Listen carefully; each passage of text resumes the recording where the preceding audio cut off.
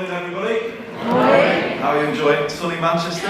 Good place to be. We're delighted that you're here. So, to start, this is your official welcome to Manchester, the home of the cooperative movement, so a powerhouse of community action going back centuries. The pioneers of devolution in England, and I think that opens up a new future for community action going forward, and I'll come back to that. But also, famously, the home of 24-hour party people, and I was noticing Howard's little gathering here tonight. That sounds quite an interesting one. We did have that crown, obviously, until we lost it to 10 Downing Street during the pandemic. We're working hard to win it back, so feel free to go for it tonight. And, Howard is doing his thing. I thought I would start with a sort of, I guess, big picture sort of analysis of where we are, comparing this new government with the one I was in, how can I say this now? Almost 30 years ago, isn't it, when Labour last came to government, 27. I just think it's a very different era and a very different time that will require completely new thinking. It's a time to reimagine the British state, the way it works, and critically, its relationship with communities, and the sectors that support those communities are rooted in those communities. And I say that because, you know, whether we like it or not, the voluntary welfare state is going to be here for the long haul. It's going to have to be, isn't it? You know, life has changed. People's lives are tough. I remember when I was the MP for Lee in around 2010-11, and food banks started to proliferate. I thought it would be a temporary thing, and maybe in your communities you might have thought the same. I'm sure many people operate them in this audience. The truth is that isn't going to be what happens, is it? This is a need that is there and will be there ongoing. It isn't going to be possible for this government to do what that last Labour government did, sort of open up new services of the state, like Sure Start, for instance. That was a big change in communities. We could discuss how effective it was. It was in some ways, perhaps could have been different in others. But that kind of shows that was a different time. And obviously the money that poured into public services, again, not going to be available, I don't think, at the same level. And the kind of approach, therefore, to getting the changes for the public, just money plus targets and all that, just not going to be possible in this time. Having said that, there are positives as well, though. You're in a city and a city region that is growing faster than the UK economy, and that wasn't happening at that time, and it hadn't happened for most of my life before that. So something is happening for the good.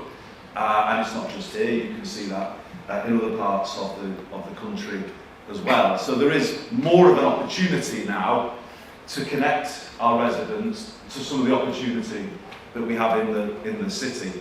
I'm kind of fond of saying that at this moment in time, Greater Manchester is in a kind of interesting moment where the kids can see the skyscrapers from their bedroom window, but they don't yet have a path to those places, and they can't imagine themselves working there. If we can give them that path, then we can change a lot of lives here. But I do come back to what I said. It will require us to think very differently about the British state and how it functions, and actually just how it thinks. Because in my time in government, it just never at any point managed to have a proper relationship with the community, voluntary, faith, social enterprise, cooperative sector, and all of its richness. It just never understood it. In fact, it kind of kept it at arm's length, as you will all know. And that kind of attitude permeates down to from national government to local government, because of the way kind of funding is. There was that kind of distrust of it baked into sort of the funding allocation. That you kind of always have to go through innumerable hoops to get any kind of funding. You know, that is the way it was, and I don't think that is in any way, it was not right then, and it's certainly not sustainable now. But also because of the way this country has been, you know, over-centralised, too much power held at the centre, at the national level, and then Whitehall departments in a very remote position trying to fix everything from where they, it's never going to work, is it? But also, if you work through Whitehall silos, if that's the main delivery system, by definition, they're not going to have the right relationship with you, because they can only see part of the person, because they've got a policy focus. They can't see the whole person or the whole place. And consequently, you've never had an environment that has empowered you properly to do what you want to. You kind of had to work around things, around people, in terms of the policies that come out of the national level. And just imagine for a moment, you know, you spend your time doing that. You spend your time bidding. You know, how much time do you all put into that? Unbelievable, isn't it? Imagine if you didn't have to do that because you were just trusted to deliver, and the money just came, and you could focus on what you want to do, which is why you are here and why you set your organisations up. Imagine the difference that would make if time was spent in that way rather than in the way that, you know, you're often required to spend your time. And you know, I was kind of like myself in Westminster getting frustrated with all of that when I decided to leave. You might remember I'd kind of been on a journey with the Hillsborough families through my time as a minister, then going into opposition, and I just, you know, I fell out of love with Westminster, basically. I just kind of really saw, I kind of tried to make it work, but I kind of really saw they just didn't treat us right, basically. And I'm talking about us being the North West, but you could apply that to pretty much every other part of the country as well. There was just a kind of disconnect at the heart of it all. And I left with my good friend, the Mayor of Liverpool, Steve Rodham, and we decided to try and do something different. So we didn't just leave because, you know, we just wanted a different job. We wanted a different politics. We wanted a different way of doing things. We wanted to build from the bottom up. We wanted to empower these brilliant people in this city, these brilliant places that we know live in the northwest of England. We knew it and know it could be more than Whitehall ever thought it could be. And that was the kind of mission that we came out to prove. Place first rather than party first. If you start with a place first perspective rather than the kind of point scoring party first perspective of Whitehall, you actually create conditions for people to come together, don't you, in a different way. I also kind of set a mantra really in terms of how we should work through the reform board in Greater Manchester that I chaired. By the way, it wasn't just the public services, but always has had members of our voluntary community sector there as equal partners at the table. Never sort of at arm's length here, always at the table, and that's how we've always done it. As Health Secretary, I spoke about how I could only deal in numbers but not names. When I kind of came into Greater Manchester, I said we've got to have a names not numbers approach, a whole person approach to the way we work. And I'm really pleased you're going to hear from Donna Hall shortly, because Donna, as Chief Executive of Wigan Council, was a pioneer of this thinking, the Wigan deal. You know, start by trusting your communities, kind of seeing the strengths in your communities, and then build up from there. You know, it's, as I said, Whitehall does the opposite. It kind of sees the problems in people and places and sees them as issues to be managed, not as places to be empowered. So, you know, all of that was kind of where we were coming from. And I think all of it now needs to kind of come into its own in the era we're coming into, because public services aren't going to be able to do it on their own. We're going to have to think of a new way of doing things. And devolution is the game changer, actually, because we're beginning to see more areas around England get devolved power, and that's critical for you, because that power, when it comes closer to you, is power you can tap into. And that's the thing that makes the change. And for areas in this room, if you're in an area that hasn't got it, do argue for it, because I think I hope our community and voluntary sector would say, well, they're going to speak, I'm sure, at today's event, hope they would say, it's not perfect, nothing ever is it? But at least there's a sort of different conversations, a different sort of way of doing things. And I'm kind of, if I'm honest, quite optimistic that in this era we will see more change perhaps than we've ever seen before, and change for the better. There has to be a new relationship, so let me get to the heart of that. So what does government, national and local, need to do? Let me make it really plain and simple. It needs to start backing you all with core funding, not project funding, core funding. Give you the money that you need to build your community so you can do what you do day in, day out, without constantly looking over your shoulder and constantly worrying about sustaining the organisation and the people you employ. Core funding. Trust you, because you are based in your places, you know what you're doing, you're close to the ground. In my experience, national government wastes far more money than local government because it's so remote. So get that money down and start building from the bottom up. But there's a challenge for you as well, and it's a challenge I would put out to the voluntary and community sector everywhere. I think because you've lived in an era of everyone having to go through hoops and everybody competing for bids of funding, pots of funding, it's kind of built, I think at times, an unnecessary sort of competitiveness in the voluntary sector. Or we're the organisation that knows everything about this issue and we're better than that. Well, that's obviously the system you've been in and you've been forced to think that way. But I think we've got to break you out of that by it's networks of organisations that will make the difference in this century. Working all of you together, knowing where your strengths are, but where you need others to sit alongside you. A highly networked community and voluntary sector, I think, is what will make the difference, and moving beyond the sort of pointless competition. No one's got a monopoly on fixing homelessness or whatever it might be. The answer is always to be found in the collective wisdom of all of the organisations, and networking that makes the difference. So what does it mean in practice? Let me give you a direct example of something we're bidding for as part of the spending review that isn't just about GM suiting itself. We're trying to do something that might then benefit everybody. Take DWP.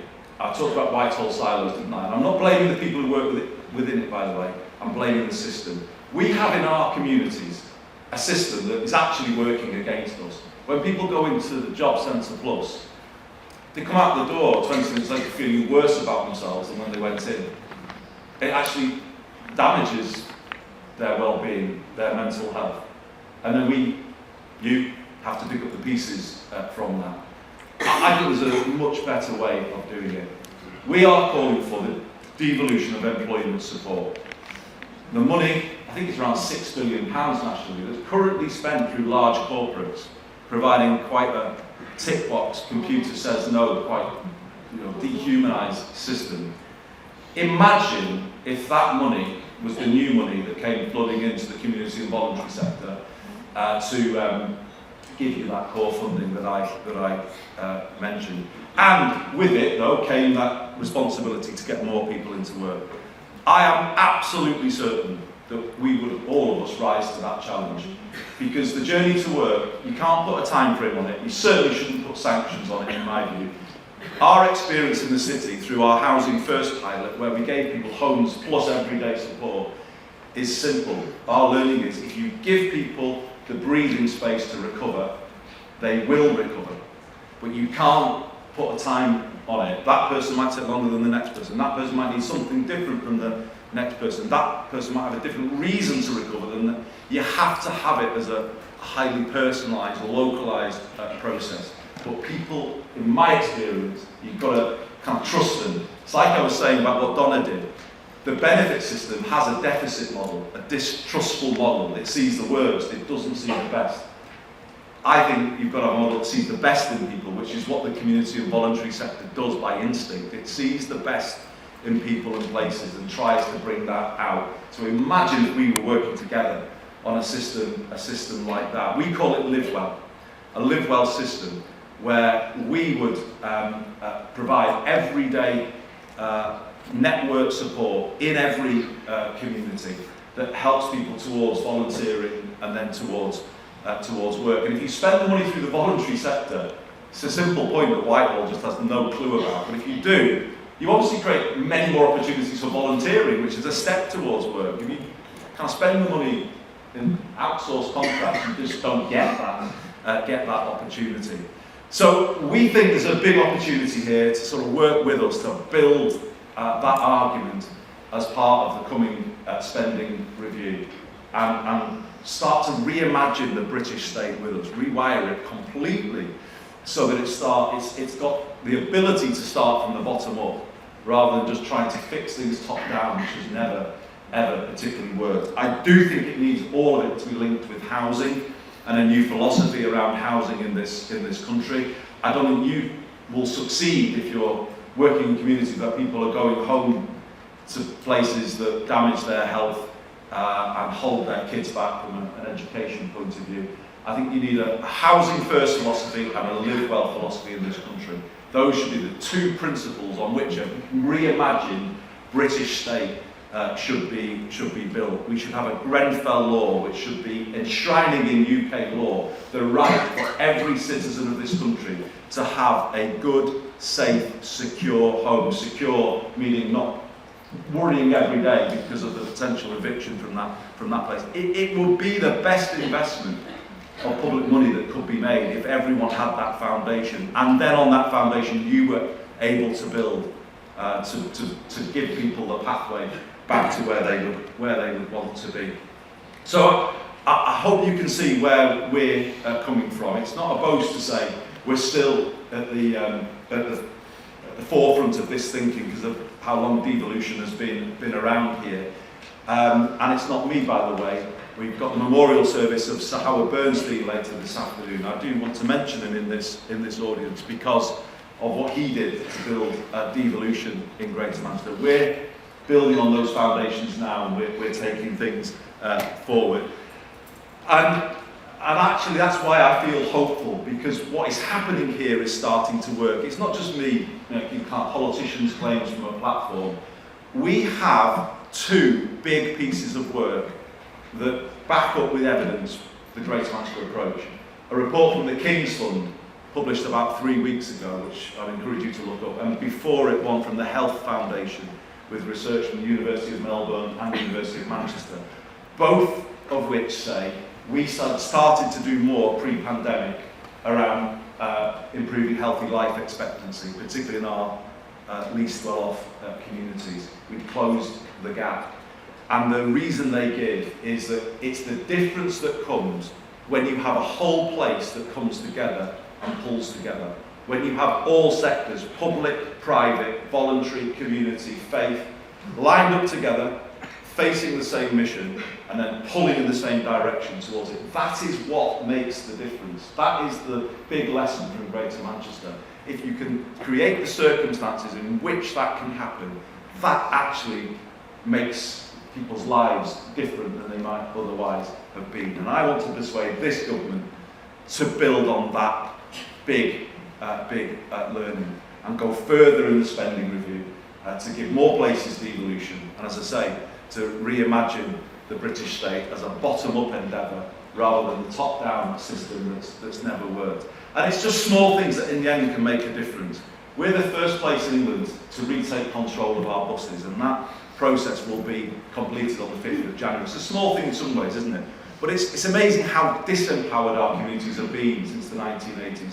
Essential services with no accountability and no control, where the profits are siphoned out of places and you can't kind of do anything about those fundamentals.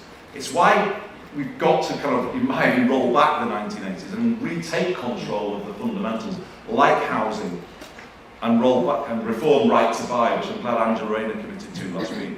Everywhere should retake control of its buses, something as basic as that, to get people into work.